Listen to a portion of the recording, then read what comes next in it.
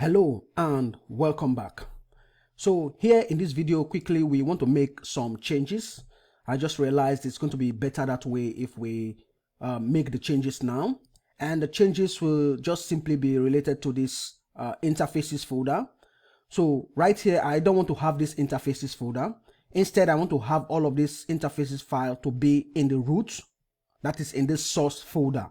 Okay, so I'll just go ahead and remove all of these interfaces and then add it to the roots and then delete the interfaces folder. Okay, and then we make one minor change to our package JSON file. Okay, so I'll go ahead and move all of this into the roots. Okay, so move and then do the update.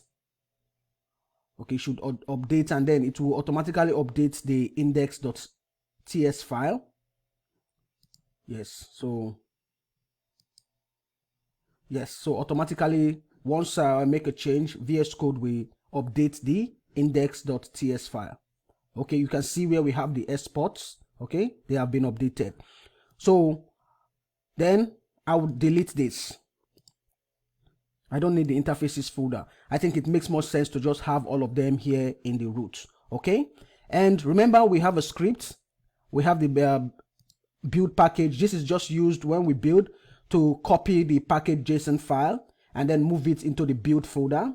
That is what this code does. And then here is the Babel preset. Okay, configuration. We are using this to build for either ESM, that is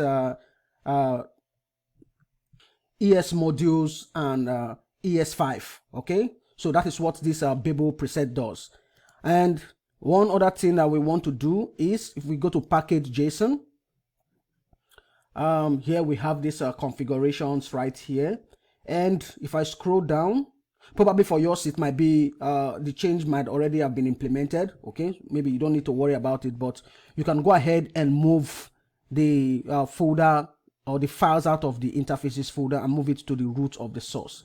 And if you scroll down, at least for me, just check yours if you still have this ESM index. Okay, so here where you have imports and require, what we are going to do is let me first of all build. Okay, so npm run build.